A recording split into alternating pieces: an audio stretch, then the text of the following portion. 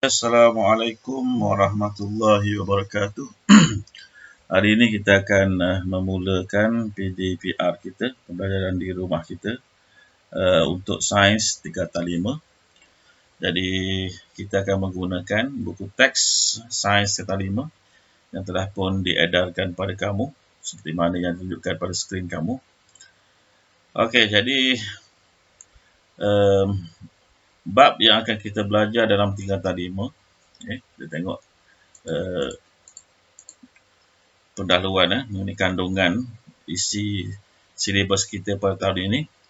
Yang pertama sekali kita akan belajar mengenai tema 1, penyelenggaraan dan kesinambungan hidup.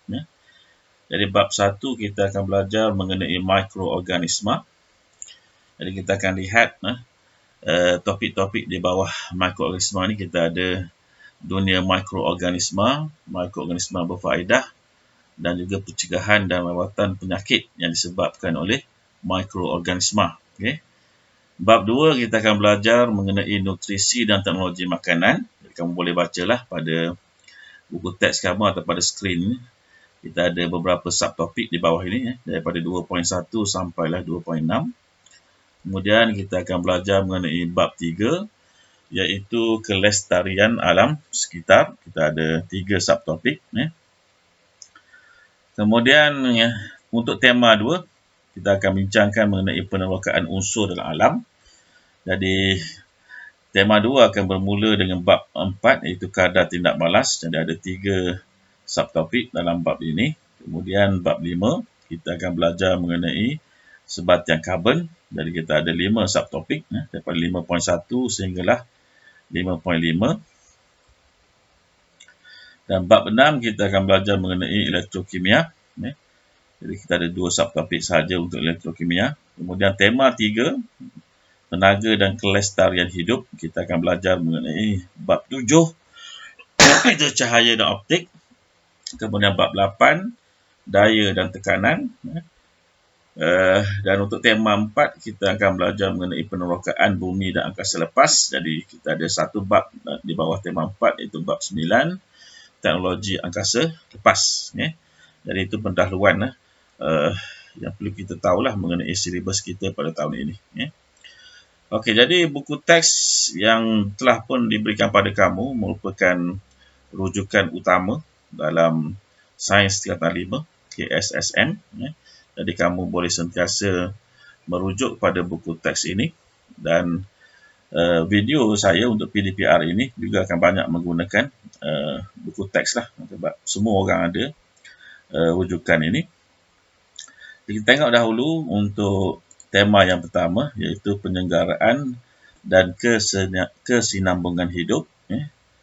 Jadi ada soalan diberikan di bawah ini. Ini adalah soalan yang sangat terkini lah. Soalan dia, mengapakah disinfeksi penting sebagai salah satu daripada langkah pencegahan COVID-19? Jadi dunia, termasuk dalam Malaysia sekarang ni, kita ada masalah wabak COVID-19 ini. Jadi disinfeksi sebenarnya bertujuan untuk membunuh mikroorganisma yang menyebabkan COVID-19, iaitu daripada jenis virus corona. Soalan yang kedua, mengapakah sesetengah buah-buahan mempunyai nilai kalori yang tinggi? Dan nilai kalori merujuk kepada nilai tenaga yang ada dalam sesuatu benda lah. Jadi ada buah yang mengandungi gula yang tinggi. Jadi bila gula tinggi, maka nilai kalorinya pun tinggi. Dan soalan yang terakhir, apakah kebaikan penggunaan plastik terbiodegradasi? Terbiodegradasi maksudnya dia boleh direputkan oleh benda hidup. Dan benda hidup yang melakukan proses pereputan ini biasanya melibatkan mikroorganisma lah. Okey, jadi kita terus pada bab 1, mikroorganisma. Jadi soalan diberikan pada buku teks kamu, mengapakah mikroorganisma tidak ditemukan sebelum mikroskop dicipta?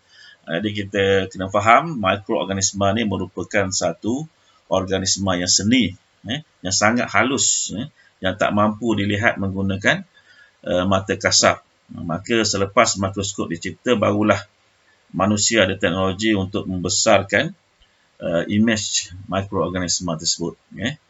Soalan yang kedua, apakah peranan mikroorganisma berfaedah dalam bidang perubatan, pertanian dan perindustrian? Jadi kita akan lihat dah dalam pembelajaran kita nanti, nak beritahu sekarang ni pun nanti takut kita tak cukup masa. Jadi banyak sebenarnya mikroorganisma yang digunakan oleh manusia dalam bidang perubatan, pertanian dan perindustrian. Kita akan tengok nantilah. Dan soalan yang ketiga, mengapakah mencegah lebih baik daripada merawat terhadap sesuatu penyakit yang disebabkan oleh mikroorganisma berbahaya? Ini kerana kalau mikroorganisma yang berbahaya ini telah masuk dalam badan kita, dia akan merosakkan sistem badan kita, merosakkan sel dan sebagainya. Contohnya COVID-19. Bila masuk dalam badan kita, dia merosakkan paru-paru, merosakkan hati, ginjal dan sebagainya, merupakan organ penting. Di mana untuk merawat organ-organ ini, mengembalikannya pula semula pada keadaan normal agak susah, terutamanya bagi orang-orang yang telah pun tua. Orang tua ni dia ada banyak masalah, dah ada masalah kencing manis, darah tinggi dan sebagainya. Jadi bila terkena COVID-19 ini, sistem badan dia agak lambatlah ataupun susah untuk melawan COVID-19, kerana badan kita perlu menghasilkan antibody untuk melawan serangan mikroorganisma seperti COVID-19. Okey, jadi dalam bab ini kita ada di sini, kita lihat, marilah kita mengkaji mengenai dunia mikroorganisma untuk menjawab soalan-soalan tadi ini lebih lanjut. Kemudian kita juga akan melihat mikroorganisma yang berfaedah. Dan yang ketiga, pencegahan dan rawatan penyakit yang disebabkan oleh mikroorganisma. Okey, jadi kita tengok dulu bulletin sains. Penyakit coronavirus ataupun COVID-19 ialah satu penyakit berjangkit yang mula dikesan dan dikenal pasti di Wuhan, China. Ini sejarah dia.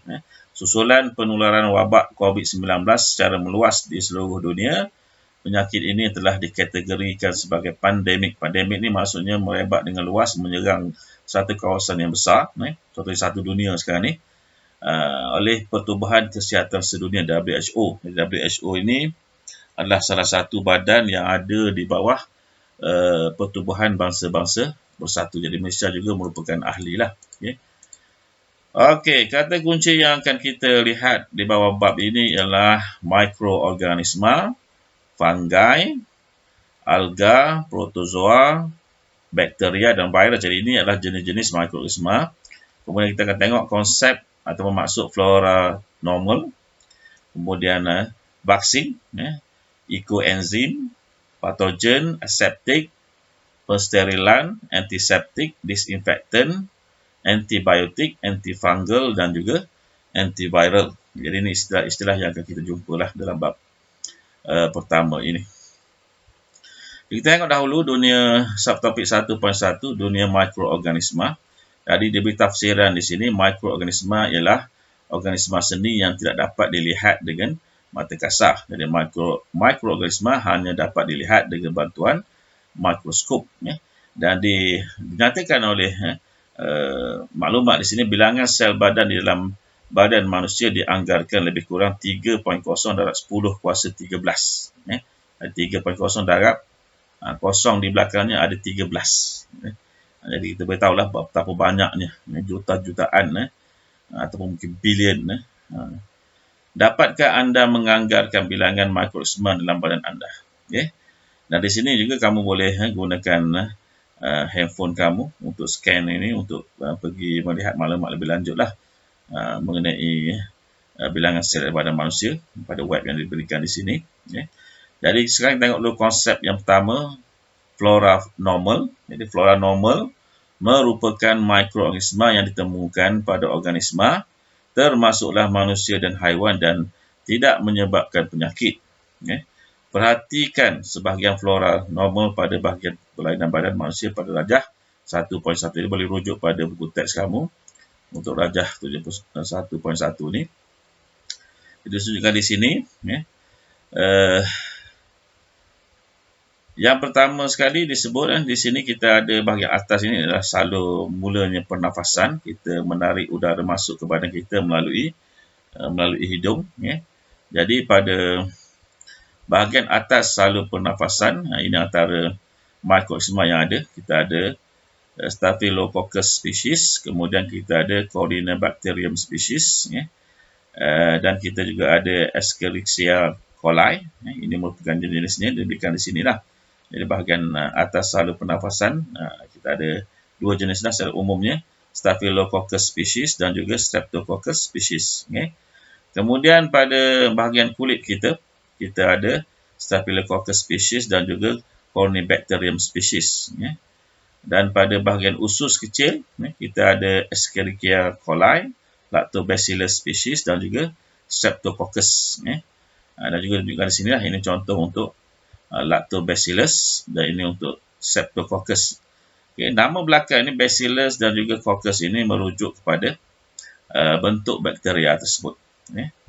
Jadi ini bentuk yang bulat-bulat ni, sfera ini namakan sebagai Coccus. Ini bentuk rod, itu namakan Bacillus.